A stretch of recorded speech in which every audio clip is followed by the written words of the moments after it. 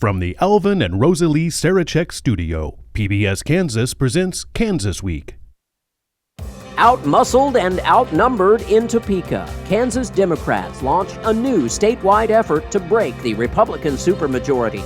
Also, a stark warning for more than 100,000 Kansans who could soon lose their health insurance. Governor Laura Kelly says the consequences could be disastrous. But first, 10 gunshots in the dead of night, a targeted attack on a Kansas school board president. A small town is ripped apart by controversy. That's what we're talking about right now on Kansas Week.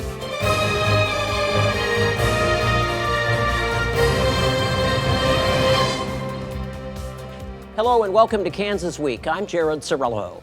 Amid a national climate of increasing political violence, a small Kansas community is on edge and searching for answers. In Coldwater, authorities say someone fired 10 gunshots into a car belonging to school board president Kelly Hurd. The vehicle was empty. No one was injured. The shooting comes less than 3 weeks after the board placed the district's superintendent on leave amid allegations that he sexually harassed a student. That decision has caused a major rift in the community. The KBI is now assisting the local sheriff's office in the investigation. And all of this comes as political leaders at all levels are on alert, following several high-profile shootings and other acts of violence against political figures across the country. Here to talk about this and some of this week's other news, State Senator Oletha Faust-Goudeau, 18th Judicial District Court Judge Phil Journey, former 4th District Congressional candidate Esau Freeman, and Sedgwick County Commissioner Jim Howell. Thank you all for joining us today. I'll start with you, Esau. Crime in small town. We're in the big city here in Wichita, but we're kind of used to that. But this is small town stuff here, and it's scary no matter where it happens. Yeah, I was going to say, it doesn't matter if it's in a small town or a big city. Political violence is not okay. The basis of our democracy is that we can share ideas and disagree and walk away without harming one another. We have elections, we have voting and things to take care of that, and people who are engaged in this type of behavior should be arrested, and I kind of question whether they should possess a firearm, to be honest. Yeah. I'm a responsible gun owner. I believe in the Second Amendment, but I have to say, when people take actions and use weapons against other people to intimidate them in our society, it's not okay. Yeah, and Phil, Judge Journey, as the story said, this comes as there was a controversial decision made. This as no way to react. We've seen political discourse over the nation over the past 5 years go severely downhill. Well, you know, that's a whole nother topic. Yep. We really don't know who the shooter was. Sure. We don't know what their motivation was. It could have been something personal. It could have been random. It could have been a perceived failure of the criminal justice system regarding the superintendent and what happened as a result of that. So I don't think it's anywhere in the same class as what we have seen in the last year with Minnesota, and then of course Charlie right. Kirk and all of that. But you know, Mr. Esau's point about the horrible tribalism and hyperpartisanship that both parties have fomented over the last several decades has all come home to roost. Yeah. Just that simple. How do we cool that the tension, I suppose, Senator? How do we bring the temperature down? So first of all of these shootings, it's just a shame, period. And when we send our kids, our children to school, and in those areas, we presume they're going to be safe, and they're not. We need to step things up for the protection of our kids and our employees at schools, period. When I first ran for office, one of the questions was asked, they asked the questions about where do you stand on abortion, gambling, guns. And back then I said, I predicted the Wild Wild West, and here we are. And we have changed some laws. When County Commissioner Howell was in the legislature, I know we changed some laws of having a permit to carry or not. And I've been tracking this for years. And our previous police chief, Gordon Ramsay, and others have said they really don't know who the bad guys are because they no longer can ask for that permit along with the driver's license. So we all, the state, the level, the moms, dads, everybody needs to do something different.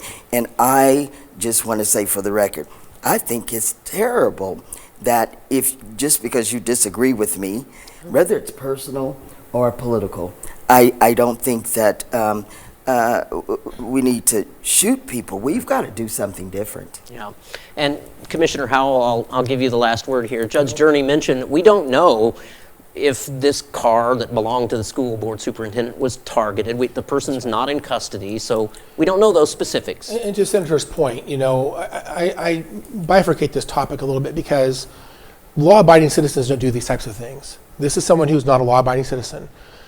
Gun, if it wasn't for a gun, it could have been a hammer or a baseball bat. Who knows? It could have been another instrument entirely. But for someone to take an instrument of whatever it is and use it violently as a threat or something against someone, none of us stand for that. This idea of cooling things down is important, but the laws in our state have changed. I agree with you, but it's not the wild, wild west. We actually have a huge number, a million, if you will, or more, people who are law-abiding citizens in our state that have guns and use guns the right way. What we see right now is another population that is willing to commit violence. Okay. You know, these Minnesota legislators that were shot, it was horrible what happened there. The Charlie Kirk thing is absolutely horrendous what happened there. None of us stand for that type of solution. We stand against the violence. We stand for freedom of speech.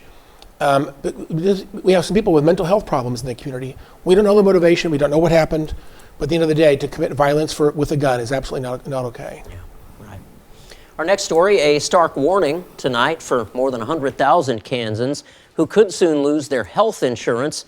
A new report from the United Methodist Health Ministry Fund says 108,000 Kansans will likely lose their Obamacare coverage as costs skyrocket by as much as 77%. The cause is the expiration of Affordable Care tax credits, which were eliminated by President Trump's One Big Beautiful Bill, with all of the help from Kansans' Republican Congress as well. Governor Laura Kelly is warning of disastrous effects here, especially for rural hospitals. She is now urging Congress to restore the credits as part of a deal to avoid a government shutdown, all before open enrollment begins in about 6 weeks. Senator, you're the only state lawmaker on the table here, so I'll give you the first edge here. I'm going to say it's going to be disastrous if it happens. A lot of people are going to end up in the emergency rooms. Wesley Medical Center, Via Christi, they're going to be there because they are, people do get sick for real. And, prior to this, we already had a little over 300,000 people underinsured or without health insurance. And I think one of the things we need to stop doing when we call it Obamacare, I think that kind of scares people off or it puts it in a political aspect. And we need to call it what it is, affordable health care that will provide for individuals when they are sick. The other thing that I understand is that we're in this mess because we didn't and we have not passed Medicaid expansion in the state of Kansas. Yeah. That would help. You might get some argument from. Let me go to Commissioner Howell here. I want to clean the story up just a little bit. Sure. The 77% increase is over 10-year period. Okay. And what we're talking about right now is not a loss of coverage, but really a loss of tax credits that pays for the care. There's a much difference here. And by the way, 108,000, that's all of the people who could be impacted. If every single person found no solution to this problem, it would be 108,000 people. So at the end of the day, there's going to be a lot of opportunities for a lot of people to find all kinds of solutions to this. And the result is premiums are going to rise no matter what. Well, they are going to rise, but healthcare is rising for all of us, is it not? Absolutely. We have a lot of problems in our country with rising healthcare costs. There's a lot of reasons as to why that happens, but this population is not exempt from that reality. One of the principles of the Republican Party is personal responsibility. And, the reality is the costs are going to go up. These folks are going to have to maybe step up a little bit and pay for some additional costs for themselves. But these problems will be solvable over time. And this story, the way that came out, is really alarmist in my opinion. It's like the worst case scenario. If everything went the wrong way and it all happened immediately, that's what the story is. Esau? I have to disagree with Jim. Yeah. healthcare is an important thing in our country. We've got all kinds of money to pay for wars. We've got all kinds of money to pay for tax breaks for billionaires. We've got all kinds of money for other things, but we're not taking care of the people in our country. Healthcare is a very important thing, and I love when you guys flash numbers around. The fact of the matter is, these people are taxpayers one way or the other, and to say that they need to have some self-reliance and pull up their bootstraps is the oldest lie in the world. The problem here is a lot of the people can't afford health insurance. I have a coworker who, if this passes, my coworker's health insurance will probably double. And it doubles for everybody all the time. Insurance always goes up. So when is it okay to say, well, we shouldn't take care of those people in our community? If it's too expensive and we have to pass laws for people to have affordable health care, we ought not do it. And very quickly, the reason I feel that it's the insurance companies that are doing it is last year or 2 years ago when we were running for office, I went to a chamber dinner to listen to my opponent Ron Estes talk. And as I walked out, I talked to some people that were there. And I had a guy who will remain nameless, but he handed me his card, and he was an insurance vendor. And he was so against Medicaid expansion. We've got to quit letting industry control the lives of the American population. We need to quit making money the first priority. We need to make people the first priority. Judge Journey, and it's not only health insurance here. I mean, car insurance, homeowners insurance. In the last 5 years, all of these insurance premiums have skyrocketed, and it's not just health insurance that we're talking about here. It's important to remember that insurance rates are regulated, that they have to demonstrate that they have the need so that they can cover the outflow that comes from insurance claims. That's kind of like Evergy's rates being, they're still going to get their Look, their why increase. is healthcare so expensive in this country? Because we don't have enough people. Because we don't have enough people that could do the job. Why are we going to suffer? Well, it's really going to be much worse if this happens even at half the rate. Giving my colleagues some credit there, it's going to hurt all these rural hospitals that are on hospice now. Yeah. And people are just not going to have access out there in Goodland or wherever, because their hospital may not be there in 6 months. Yeah. This is a very difficult problem. It is so politically charged. It's clear that we're going to have a shutdown because the House went home and they're not coming back till after the deadline. They gave the Senate, and we used to play those games in the state legislature too. They adjourned. They left them one bill, straight up or down vote for it or not. And then yesterday, Trump anteed up a little more and said, if this shutdown happens, I'm going to fire a whole bunch more. And it's the way politics work sometimes. Yeah. And it's tragic that there's so much unintended consequences. It is certainly, but Aletha, let me give you the last word here, because is that acceptable though, unintended consequences? Are we just accepting that unintended consequences is okay, or how do we fix the problem? It's tough. Gosh, we're playing with people's lives, and we're going to pay for it one way or another. We're going to pay for it from our paychecks, those that do work. We do know that this is going to hurt a lot of millennials who turn 26 and they're not on their parents' insurance anymore. That's going to be awful. Senior citizens are still struggling, and people with disabilities. I was over at the Cerebral Palsy Foundation talking to them the other day. It's going to hurt those individuals, and heck, we really need to make this a priority. And car insurance, my daughter just called me. She's like, Mom, my insurance went up. So if everything is going up, and I just got to say this for the record, with tariffs, so I kind of am a person that I do the same thing, the same routine. So eggs were already $3.97. They went up to $9, but now they're back to $3.97 where they were in the first place. We've got to do something, and we've got to stop playing with people's lives. All right. Still reeling from tough legislative losses in the last election, Kansas Democrats are already on the offensive for 2026. House Minority Leader Brandon Woodard is on a 14-city tour across the state after Republicans expanded their veto-proof supermajority in November. Woodard says the goal is to find allies and flip at least 5 Republican seats. That would be enough to break the GOP's powerful supermajority and, in his words, end the extreme right madness in Topeka. Commissioner Howell, you've been a former state lawmaker. Do you see this happening? Do you see the Democrats being able to flip 5 seats? You know, this is going to be a midterm for Trump, which typically tends to favor the other party. So this might be the one year they have a bit of an opportunity. But the governor seat's up this year. I think that's going to have a huge influence on the elections coming up. So we'll have to see what happens there next year. But you know, I like Brandon. He's a nice guy. But the reality is, their party. No offense to you guys, my friends here. I love you both, but the party is just out of touch. I think average Kansan is not in agreement with the Democrat Party right now. Yeah. And unless they change their ways, I don't think they're going to be, simply just wishing to get 5 more and suddenly get 5 more. It doesn't work that way. They need to come.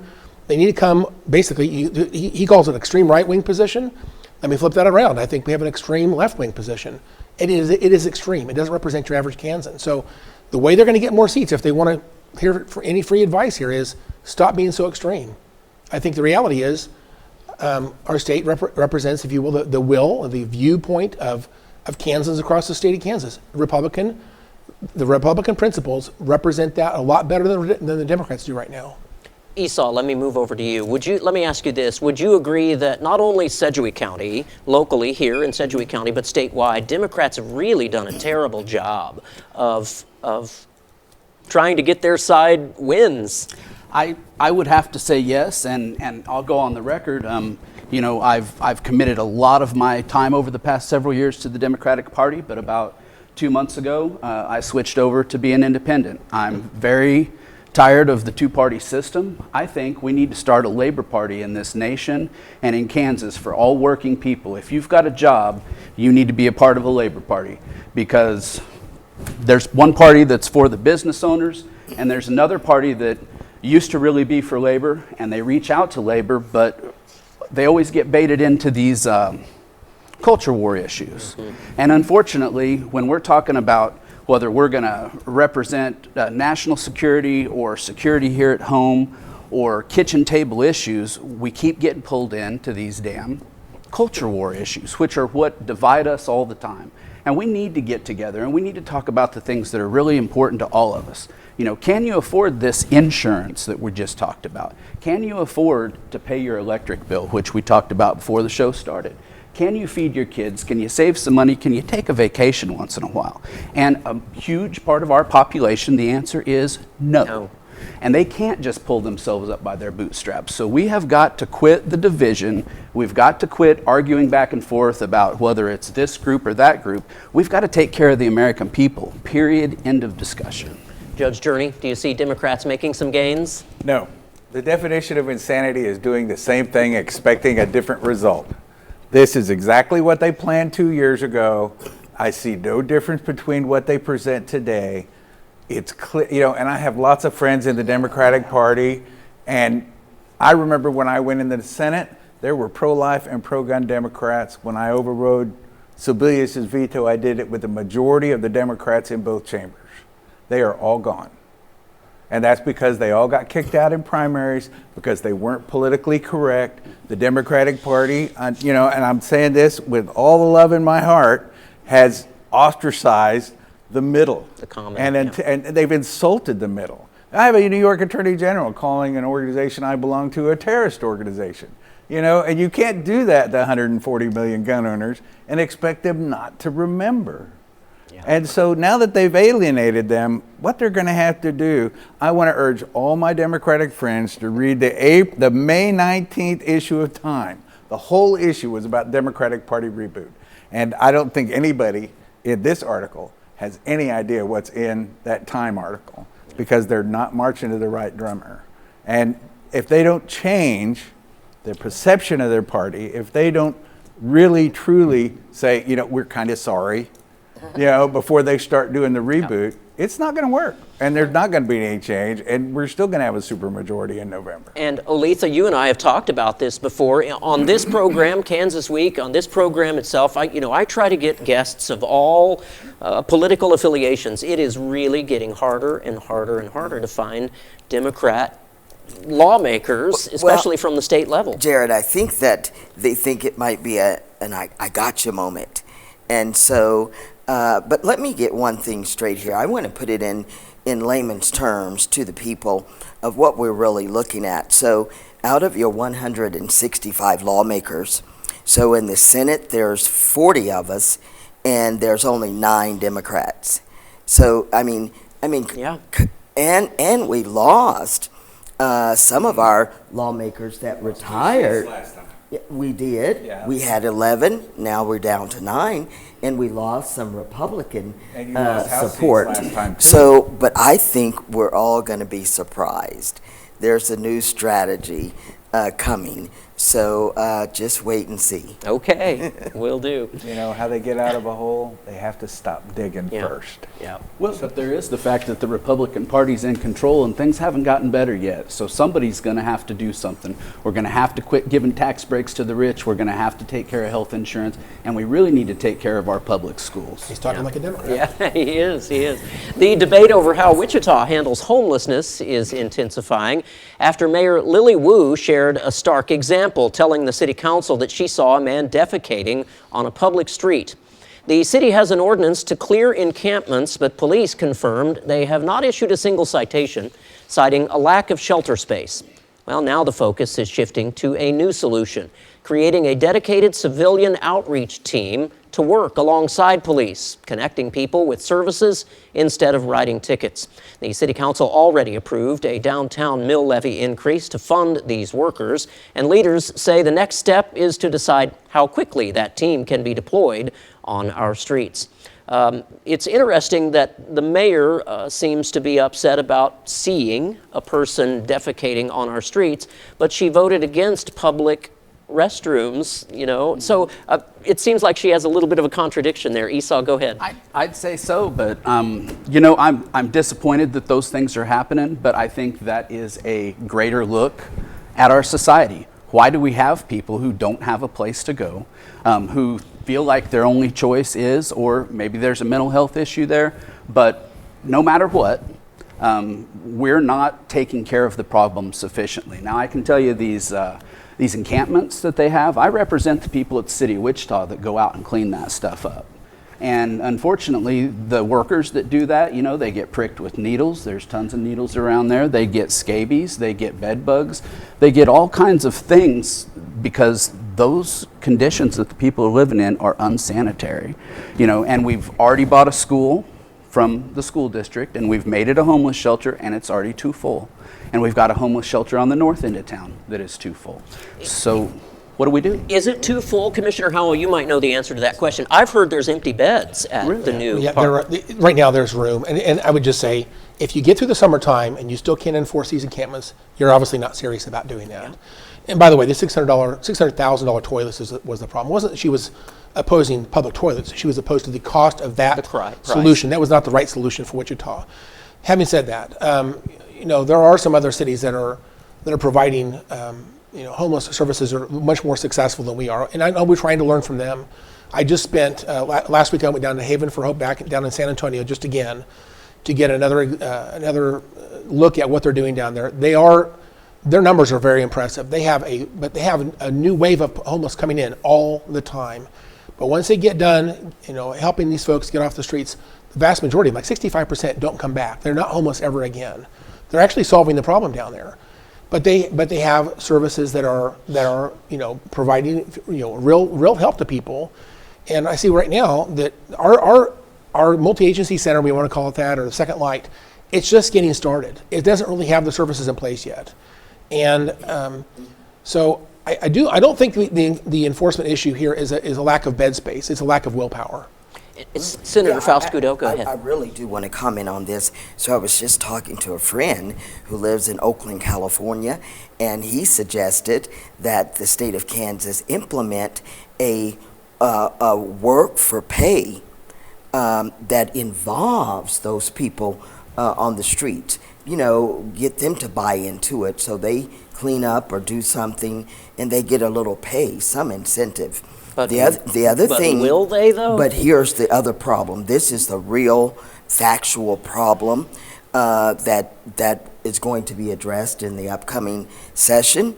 So a lot of people, and I did some research and I've got some stats, that a lot of our homeless people are actually veterans who can, that's one thing, and they need birth certificates, etc., to get their VA benefits. That bill will be addressed in the upcoming session. But here's the biggest problem, is if you were ever evicted, even if you've got money, you can't get into housing.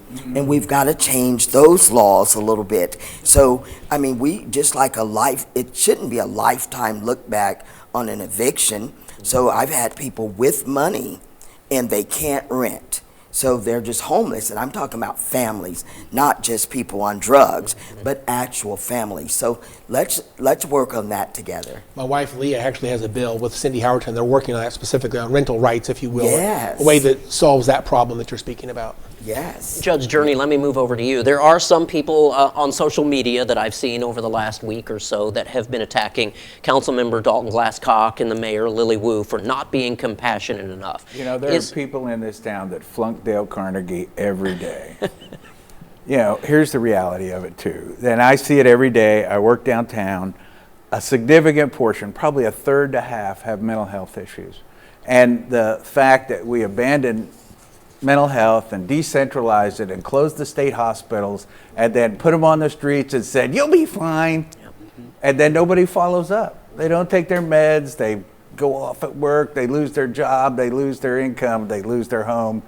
They're wandering around talking to themselves. And we've got to get the state, the Department of Corrections involved. So a lot of people... Yeah, they just cut us $2 million. Yeah. Anyway. 30 seconds. Thank you so much. You know, we have to address the root cause or we're never going to solve the problem. And that root cause is much deeper than building a new shelter. Because if you build it, they will come. And a lot more will. Yeah. All right. That's a wrap for this week. Thank you so much to Olitha Faust-Goudot, Phil Journey, Esau Freeman, and Jim Howell for being here. And thanks also to Cake and KSN for sharing their materials with us. I'm Jared Cerullo. We'll see you back here next week.